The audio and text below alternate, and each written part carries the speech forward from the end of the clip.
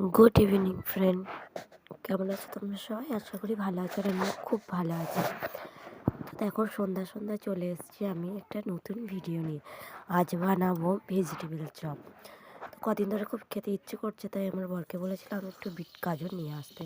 তো দেখতে পেলে বিট গাজরটা, এমনি গাজরটা ভালোভাবে ছুলে নিয়েছি। এখানে আদা বেটে নিয়েছি, কাঁচা লঙ্কা কুচিয়ে নিয়েছি, আর ধনে পাতা আছে। কড়াই গরম হয়ে গেছে, এখানে আমি তেলটা দিয়ে দিয়েছি। তেলটা গরম হতে থাক। তেলটা গরম হওয়ার পর একটু পাঁচ ফোড়ন, শুকনো লঙ্কা এবং আদা বাটা, কাঁচা লঙ্কা দিয়ে ভালোভাবে একটু নেড়ে নেবো। মানে আদা কাঁচা ভাবটা চলে যাবে, গন্ধটা। তো তারপর ওই যে গাজরটা আর বিট গাজরটা আমি যেটা ঘষে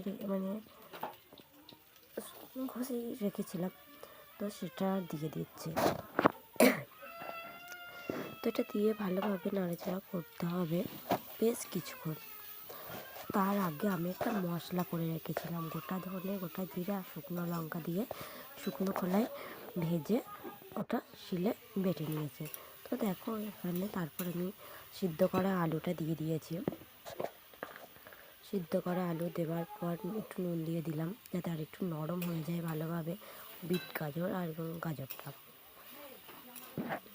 তো ভালোভাবে এটা শুকনো শুকনো হয়ে আসলে পরে এতে আমি দিয়ে দেব ধনে পাতাটা দিয়ে দেব।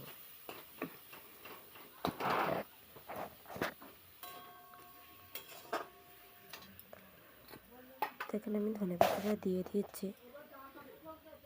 তারপরে তার আগে আমি একটু ঘি দিয়ে নেব, তারপর ধনে পাতা দেব।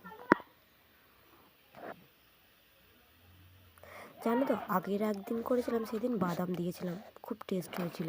কিন্তু আজকে না, বাদামটা ঘরে আনা নেই, তাই আর বাদামটা দিতে পারলাম না।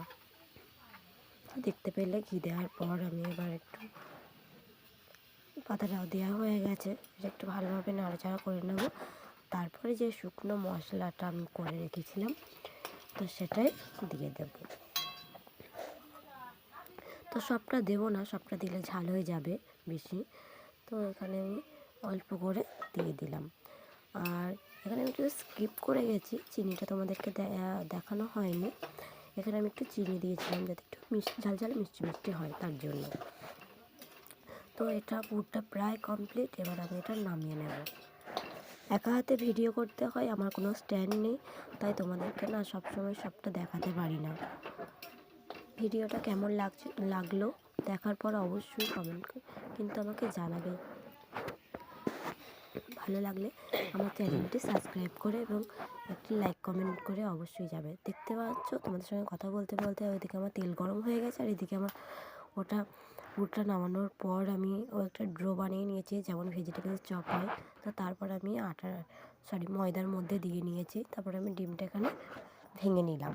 তো এখানে লাগছে ময়দা, ডিম এবং বিস্কুটের, আমি এখানে আমার ঘরে যে বিস্কুট ছিল, সেই বিস্কুটে আমি গুঁড়ো করে নিয়েছি। ডিমের পর দেওয়ার পর এবার আমি বিস্কুটের মধ্যে দিয়ে নিচ্ছি। তারপর আমি তেলে ছেড়ে দেব।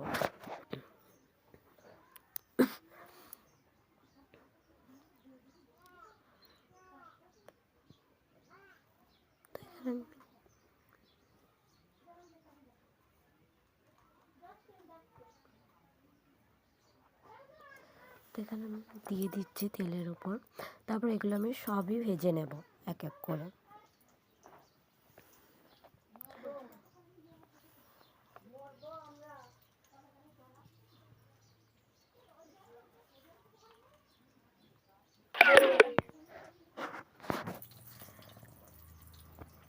এগুলো আমি লাল লাল করে ভেজে নেব। জানো তো, খেতে তো খুবই সুন্দর হয়েছিল। তো তোমরা অবশ্যই বাড়িতে একদিন বানিয়ে খাবে। দেখবে দোকানে কিনে খাওয়া আর বাড়িতে তৈরি করার মজাটাই আলাদা। তো খেতে অবশ্যই ভালো হবে। তো দেখো, আমার হয়ে গেছে। এবার আমি একটা প্লেটে নিয়ে তুলে নিচ্ছি।